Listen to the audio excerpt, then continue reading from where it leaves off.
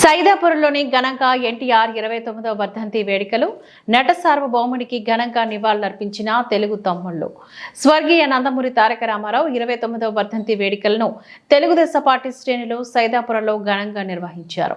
పట్టణంలోని పంచాయతీ బస్టాండ్లో ఎన్టీఆర్ విగ్రహానికి పూలమాలలు వేసి నివాళులర్పించారు. పేద ప్రజల సంక్షేమం కోసం ఎన్టీఆర్ ప్రవేశపెట్టిన ఎన్నో పథకాలను నాయకులు గుర్తు చేశారు.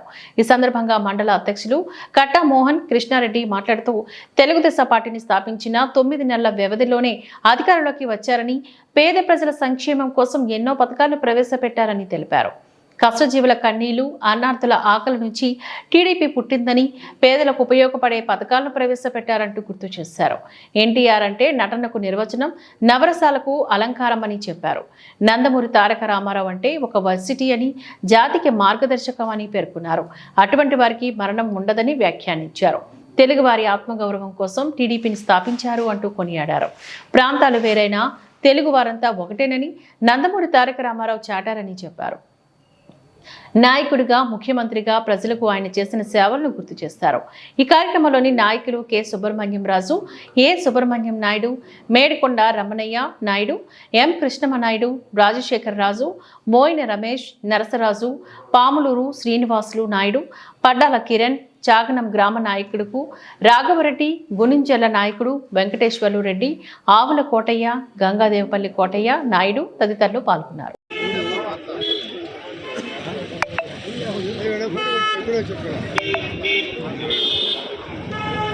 నందమూరి తారక రామారావు గారి 25వ మన సైదాపురం మండల పార్టీ అధ్యక్షుడు మోహన్ కృష్ణ గారు నాయకులు ఘనంగా ఈరోజు మన సైదాపురం నాయకులు మహానుభావుడు ఎన్టీ రామారావు గారు లేకపోతే మనం రాజకీయంగా కానీ సామాజికంగా కానీ ఆర్థికంగా కానీ ఎక్కడో వాళ్ళకు తెలియదు.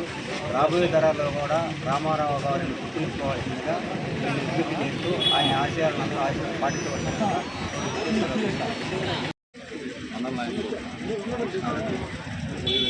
సుబ్రహ్మణ్యరాజు స్థానిక నాయకులు ఆధ్వర్యంలో అందరం కలిసి ఎన్టీఆర్ 29వ వర్ధంతి ఘనంగా నిర్వహించడం జరిగింది.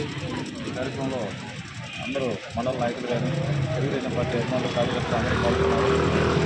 ఎన్టీఆర్ ఆ రోజు సినిమాల్లో మొత్తం లేని మహారాజుగా వెలుగొంది ఈరోజు రాజకీయాల్లోకి మనం ఇంతవాటి చేసినా మనకి ప్రజలకు ఏదైనా చేయాలనే ఉద్దేశంతో సమాజమే దేవాలయం, ప్రజలే దేవుడు అనే నినాదంతో గూడు గుడ్డ అనే ఇదితో ఈ కార్యక్రమం తెలుగుదేశం స్థాపించడం జరిగింది.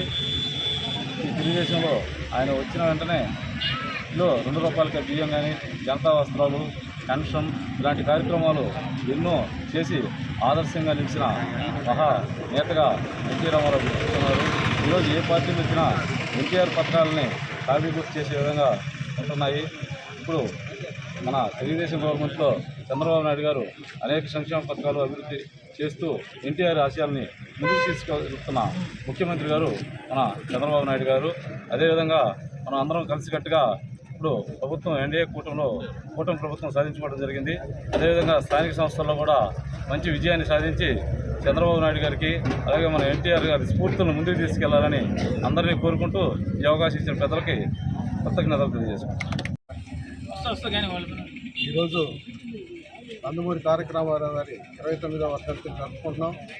సైదాపురం మండల పార్టీ ఆధ్వర్యంలో జరుగుతుంది. 83లో ఎన్టీ రామారావు గారు తెలుగుదేశం పార్టీ స్థాపించడం ఆంధ్రుల అభిమానం మీద, ఆత్మగౌరవం మీద స్థాపించబడినటువంటి పార్టీ. ఒకప్పుడు తెలుగుదేశం పార్టీ స్థాపించక ముందు అసలు ఆంధ్ర అనేది ఒకటి భారతదేశంలో ఉందా అనే పరిస్థితి లేదు. నార్త్ స్టేట్స్కి వెళ్తే మద్రాసి అనేవాళ్ళు, అలాంటిది ఆంధ్రప్రదేశ్లో ఉందని నిరూపించినటువంటి వ్యక్తి ఎన్టీ రామారావు. అదే ఎన్నో అభివృద్ధి సంక్షేమ కార్యక్రమాలని వారే ఆంధ్ర రాష్ట్రానికి పరిచయం చేశారనే దాంట్లో వివాదాంశం. ఈరోజు తెలుగుదేశం పార్టీ గత 5 సంవత్సరాలు అధికారంలో లేని మూలాన రాష్ట్రం ఎంత వెనకబడిపోయిందో మనం చూసాము. ఇప్పుడు వచ్చినటువంటి 7-8 నెలల్లోనే ఎంతో అభివృద్ధిని సాధించింది. విశాఖ ఉక్కు ఆంధ్రుల హక్కు అనే నినాదంతో ఎంతోమంది అసూలు బాసారు దాన్ని గత ప్రభుత్వం అమ్మేసి ఇతరులకు ఇచ్చేసి అక్కడ ఉన్నటువంటి పొలాలని అమ్ముకునే పరిస్థితుల్లో ఉంది. ఈరోజు తెలుగుదేశం పార్టీ ఎన్డీఏ ప్రభుత్వం మీద భాగస్వామ్యంతో 11,500 కోట్లు నిన్నే అనౌన్స్ చేశారు. విశాఖ ఉక్కుని విస్తరించడం కోసం ఇలాంటి అభివృద్ధి కార్యక్రమాలు ఎన్నో తెలుగుదేశం పార్టీ ఆంధ్ర రాష్ట్రానికి పరిచయం చేసింది. గత ఎలక్షన్స్లో అనూహ్యమైన విజయం ఇచ్చినటువంటి ఆంధ్ర ప్రజలకి, తెలుగుదేశం కార్యకర్తలకి ధన్యవాదాలు.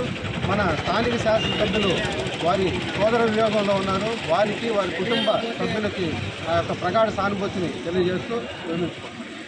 ఆదేశాల మేరకు ఇక్కడ ఎన్టీఆర్ వర్ధంతి జరపబడింది.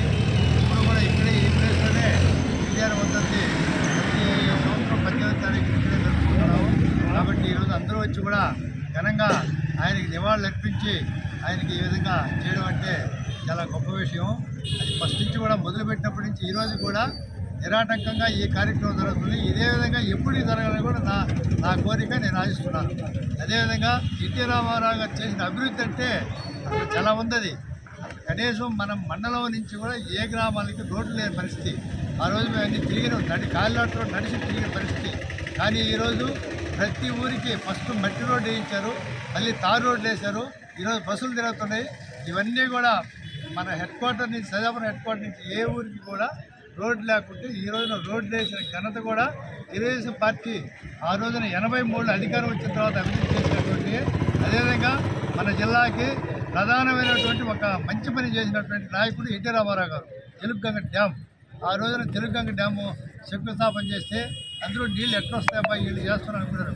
కానీ ఈరోజు ప్రతి చెరువుకి, ప్రతి పొలానికి నీళ్ళిచ్చి జొన్నసేలు పండుతున్నటువంటి కాలంలో ఈ రోజున మాగాణి పండించుకుంటూ ఎకరానికి 4 ఫుట్లు ఒడ్లు పండిస్తున్నారంటే అది రైతు సంక్షేమ ప్రభుత్వం అని కూడా తెలుగుదేశం పార్టీని కూడా ఒకసారి నేను అతనికి తెలియజేస్తున్నాను.